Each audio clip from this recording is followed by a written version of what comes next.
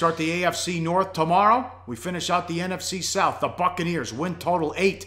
9-7 last year. 9-7 ATS. 7-8-1 to the under. 3-win improvement after a 6-10 season, and they were 2-14 in 2014. 6-2 back half of the campaign straight up in ATS. The straight up winner went 15-1 ATS in Bucs games last year. Only exception, +7 against Dallas that Monday night game. They lost by 6. Some garbage points in that one. What do you have on the mainstream stats? Well, I mean, their turnover margin was +2. Nothing to be excited about there. Interesting to note, though, they had a ton of takeaways. They were third in the NFL, 29 takeaways. They were bottom 10 in giveaways with 27, so they were not particularly good at protecting the football. The offensive mainstream numbers, 5.2 yards per play. That was slightly below average. 3.6 yards per rush. They were a lousy rushing team, bottom 5 in the NFL. 7.2 yards per pass. That's right around league average. And they allowed 35 sacks, league average type number. So nothing that stands out from those particular stats. On the defensive side, they had allowed an 88.8 QB rating. That's average. 48 sacks, top 10 in the NFL in getting to opposing quarterbacks, and 4.4 yards per rush allowed. That was slightly better than average. The defense, solid. The offense, solid. Nothing spectacular about this team last year. They workmanlike kind of put together a strong second half to improve again by 3 wins after improving by 4 wins the previous season. So certainly a team whose arrow is pointed in the right direction. The defense was nasty and finished really strong in the second half of the season. They drafted O.J. Howard, tight end out of Alabama. They also took Goodwin, the wide receiver out of Penn State. They picked up Deshaun Jackson and more weapons for Winston, who's got to step up, got to prove it. I mean, he really struggled at the end of last year as well. Something else to watch, Aguayo with the Yips, second-round pick. He's fighting for his job in camp with Nick Folk, so we'll see if he's able to hang on, and they might cut bait with him as well. Yeah, when you talk about a team and pretty clear offseason needs, I mean, they wanted to get as many weapons around Jameis Winston as they could. I mean, the GM, Jason Licht, had a very clear directive. Give our franchise quarterback weapons. So, you add Deshaun Jackson in free agency. Okay, you bring in O.J. Howard as the #1 pick out of Alabama at the tight end position.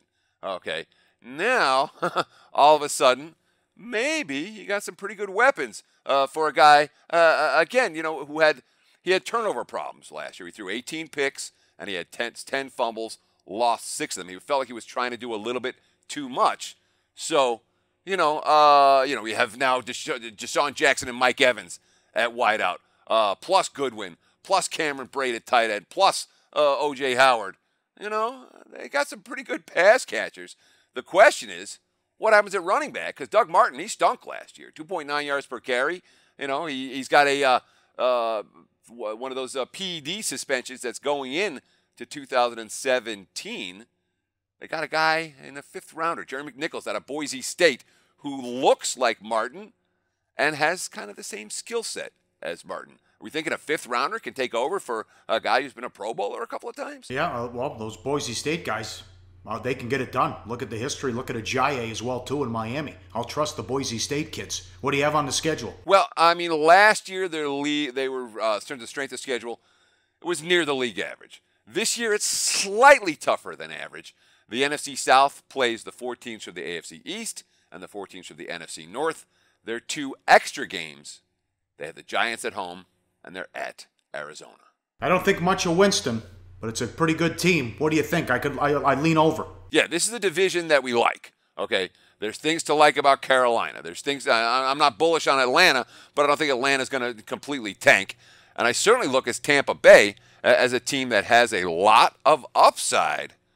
You don't like famous Jameis? I'm a famous Jameis fan, and if he can solve those turnover problems, get the ball to his weapons, sky's the limit for the Bucs. I mean, this is the type of team, if I'm looking at long shot Super Bowl futures, Tampa fits the mold, although they could go 6-10, but they're live to go a long way this season if things break right for them.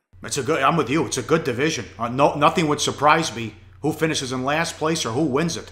And I think the Saints have a bounce back year too. Yeah, I'm with you. 100%. Hey guys, for the full video, go to sbrpicks.com. Hey guys, thanks for tuning in to our channel. Now we've put a lot of work into producing all these free videos, so please help us out and keep all our content free for you forever by simply liking, sharing, commenting, and subscribing. Now, not to mention, a visit to our industry-leading website will warm the hearts of all our SBR employees, especially myself. Now, the links are over there to the left, so do check those out. Thanks for watching.